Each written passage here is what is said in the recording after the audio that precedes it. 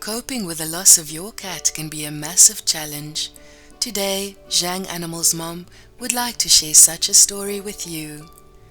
About a year ago, I found a black Persian cat near my friend's house. She was skinny and filthy. I told my friend to bring a piece of chicken and threw it close to the cat. She devoured it like a savage, and then surprisingly, she started circling my leg and rubbing against it. That was such a lovely gesture, and she did not mind me picking her up or petting her. I know what it felt like to lose a pet, as I had lost my dog quite recently. So we went to every house in the neighbourhood and asked if they had lost a cat. The whole process took about 4 hours, but we couldn't locate the owner, so I decided to take her home with me. A few months passed and Monica the cat had become a family member. We all adored her, but my dad was the one she was the most fond of. She slept with him and gave him long cuddling, purring and kneading sessions. During the day, she would always sit next to him. She loved to ride around the house on my dad's shoulders or in his arms. She spent most of her time with my dad. One night we had guests. When they left, the door didn't shut properly, and Monica got out. We looked for Monica everywhere and couldn't find her. The whole neighbourhood assisted in our search, and still she was nowhere to be found. Everyone went back to their homes, but my dad kept looking. Finally he returned, empty-handed. Mom said Monica would probably come home tomorrow and that we should keep the door open. The next morning my dad saw that the door was shut and he heard a meow from outside. He rushed to let Monica in. He opened the door and saw her lying on the mat. She didn't move. So Dad picked her up. He picked her up with one hand on each side of her belly. She shrieked and scratched my dad, so we let her go. She fell to the ground like a rock, very unlikely for a cat, and didn't move.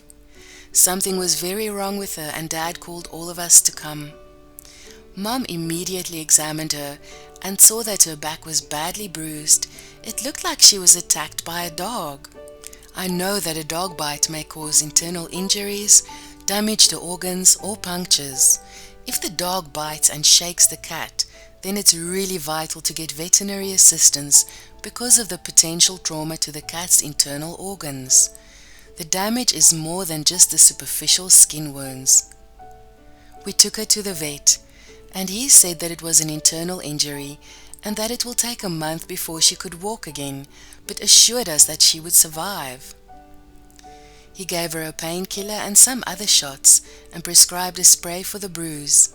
When we got home, Monica did not look good and didn't move the whole day except for one failed attempt to crawl into bed. But we were just relieved knowing that she was going to survive. I went out with my friends in the evening and returned. Everybody was in the living room. Monica in Dad's lap, and everybody was crying. Dad was too sad to even speak. Monica had passed away. I was shocked because I believed in the vet. He promised that she would get better. Even though she was badly injured and could hardly move, she was determined to come back to say her final goodbyes.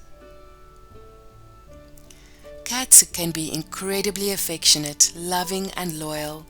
They remind us to be playful and adventurous. They remind us to live in the moment and to love unconditionally. In many ways, our cat friends help us to be better human beings. That's why losing them can hurt so much, leaving a massive empty space in your life.